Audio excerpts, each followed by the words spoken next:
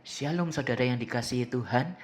Tema renungan kita kali ini adalah setia dalam tugas pelayanan dengan berdasarkan nats Alkitab dari 1 Tawarik pasal 26 ayat 12 yang berbunyi demikian. Rombongan-rombongan para penunggu pintu itu yang dibagi menurut kepala kaum mempunyai tugas melayani di rumah Tuhan, sama seperti saudara-saudara sesuku mereka. Saudara, suasana di Bait Allah pada zaman Daud sangatlah hidup. Para penyanyi berlatih untuk memuji Tuhan, para imam mempersiapkan persembahan, dan para pemimpin musik bermain dengan kecapi dan ceracap.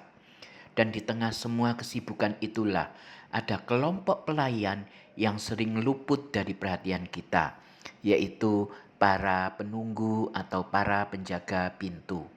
Tugas mereka sederhana saudara, tetapi sangat penting, yaitu menjaga pintu gerbang, mengatur keluar masuknya orang, mengawasi perlengkapan bait Allah, dan memastikan semua berjalan dengan tertib.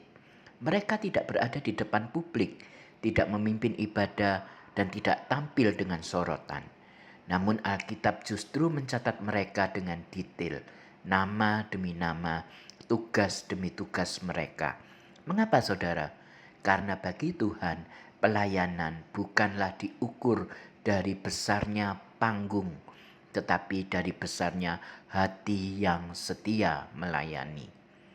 Saudara, di dalam 1 Tawarik pasal 26 ayat 12 yang telah saya bacakan tadi, menunjukkan bahwa para penjaga pintu ditetapkan menurut kaum keluarganya untuk melakukan tugas-tugas pelayanan di rumah Tuhan.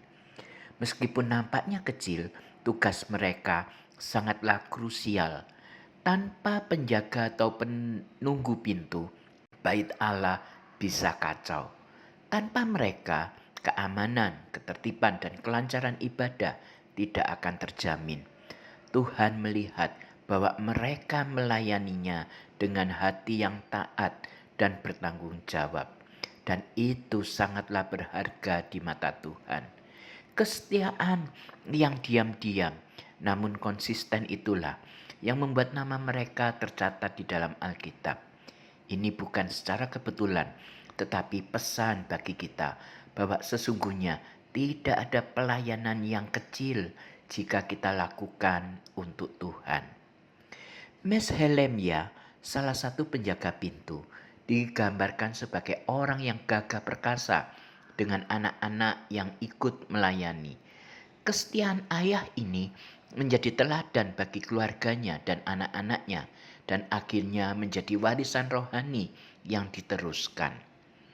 Kesetiaan hari ini bahkan dalam hal-hal yang tidak diperhatikan orang lain membuka jalan bagi kepercayaan yang lebih besar dari Tuhan.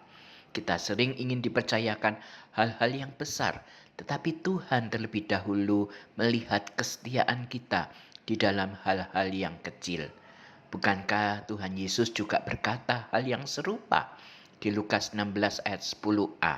Barang siapa setia dalam perkara kecil, ia setia juga dalam perkara besar. Di mata manusia, penjaga atau penunggu pintu tidak dianggap sebagai pelayanan dalam tanda kutip kelas utama.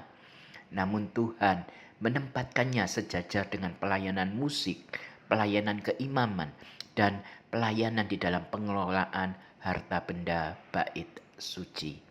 Itu artinya bahwa semua tugas pelayanan memiliki nilai yang sama di mata Tuhan selama dilakukan itu semua dengan kesetiaan. Kadang kita merasa pelayanan kita tidak berarti. Misalnya, saya hanya mengajar di kelas kecil di sekolah minggu. Tugas saya hanya menata ruangan, mengurus administrasi gereja, menyiapkan LCD atau sound system, dan membersihkan ruangan setelah ibadah. Namun saudara, ingat bahwa Tuhan tidak pernah menilai dari ukuran panggung pelayanan kita. Ia menilai ketulusan hati kita. Hari ini mari kita merenung sejenak.